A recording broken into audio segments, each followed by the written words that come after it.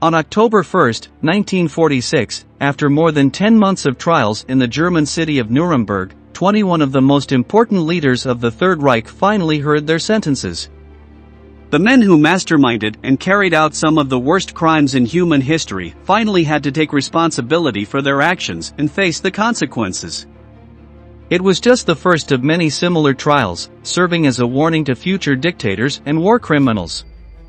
12 of the 21 defendants were sentenced to death by hanging. Among them was the German general Alfred Jodl, one of the most sadistic beasts of Nazi Germany, and one of the main military references of the German campaign during World War II.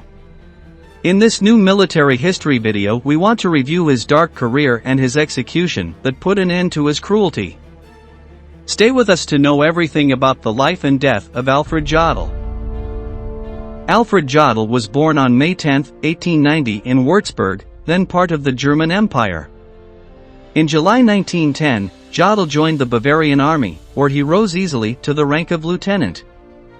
This is how he took part in the First World War, in which he was shot in the hip, left out of action until 1915. During the conflict he rose to the rank of general, receiving the Iron Cross Second Class for his services. Germany lost the war and was penalized economically, territorially, and politically. The Treaty of Versailles imposed severe limits that fostered a strong nationalism among the German youth. Something dark was brewing in the bowels of Munich, and men like Alfred Jodl would soon be a key part of the worst fascist regime in modern history. During the 1920s and 1930s, Alfred Jodl was directly responsible for secretly reorganizing and expanding the German army, in direct violation of the Treaty of Versailles. Even when Adolf Hitler came to power in 1933, the war reorganization operation remained secret. For example, the Air Force was restructured from civil aviation, using aeronautical clubs and amateur engineers as a cover for experimentation on new fighter planes that would end up serving the Nazi Luftwaffe. On the other hand, men's clubs and scout programs quickly became clandestine schools of military tactics with a strong nationalist imprint. In August 1939, just a week before the German invasion of Poland, Adolf Hitler appointed Alfred Jodl as Chief of Operations of the High Command of the German Armed Forces. Established in 1938, this body controlled the Air Force, the Navy and the Army in a unified way, which allowed Hitler to consolidate his power as the main person in charge of the entire military force of Germany.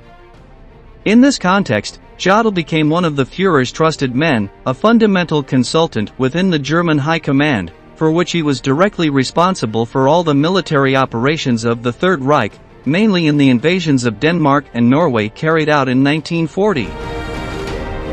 1941 was a pivotal year in Alfred Jodl's military career. He was one of the minds behind Operation Barbarossa for the invasion of the Soviet Union, and was also responsible for making official the mass executions by the German army of anyone suspected of being a dangerous political agent. Any Soviet soldier or Polish partisan was liable to be executed immediately, without trial. Alfred Jodl also signed the Commando Order, authorizing the execution of enemy special operators without trial, even those who surrendered unconditionally. Slowly, the relationship between Hitler and Alfred Jodl began to wear out, mainly due to the constant discussions regarding the war strategy that the Third Reich should follow. Jodl not only questioned Hitler's proposed plans for the invasion of the Soviet Union, but also questioned the Führer's involvement in planning offensives. Jodl saw such constant monitoring as counterproductive to Germany's success, and he was partly right. After repeated failures in the Caucasus region, Hitler blamed German officers for the defeat. Jodl contradicted him, stating that these men were only following the Führer's orders. But despite those important discussions, Jodl's loyalty was never in question. It was for that obedience that in 1944 he was promoted to the position of Colonel General. Alfred Jodl reached the high point of his military career at the very moment when the house of cards of the Third Reich began to crumble. The constant defeats and the advance of the Allied armies forced the German army to make immediate decisions. Jodl ordered numerous mass evacuations in Norway, which led to the deaths of thousands of citizens.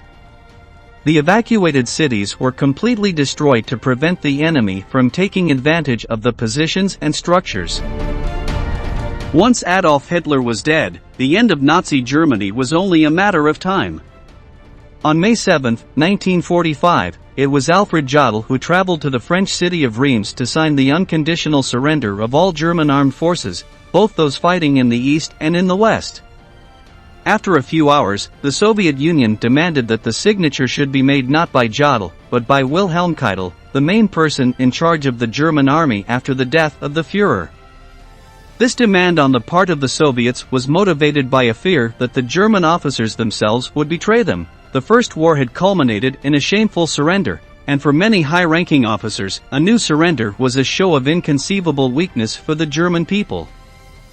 Finally, on May 8, 1945, a second signing was made, this time in Berlin.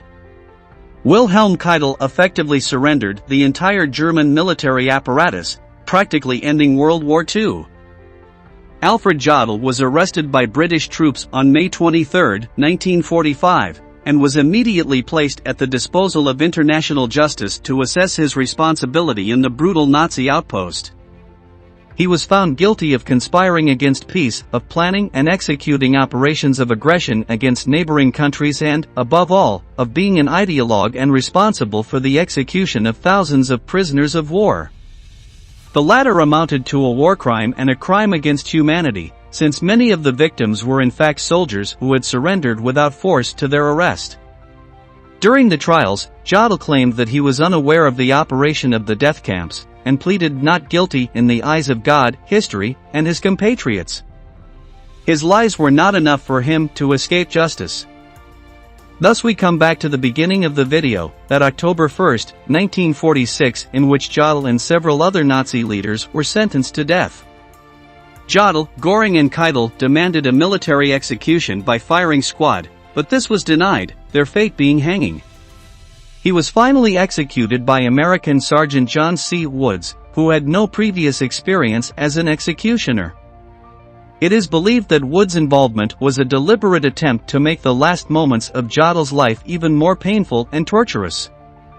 The 10 Nazi officers executed under Woods' supervision did not die as a result of a broken neck when falling. The height was not enough, so they perished as a product of lung suffocation, which in some cases lasted several minutes. Jodl's case was the worst, his final seizure lasting 18 long minutes of pain and shortness of breath. Jodl was 56 years old, and his remains were cremated and thrown into the Isar River to prevent his grave from becoming a pilgrimage site for National Socialist fanatics. This is how we come to the end of this video. If you want to continue learning about the most shocking stories of World War II, we invite you to subscribe and activate notifications. We'll meet again in the next episode of Military History.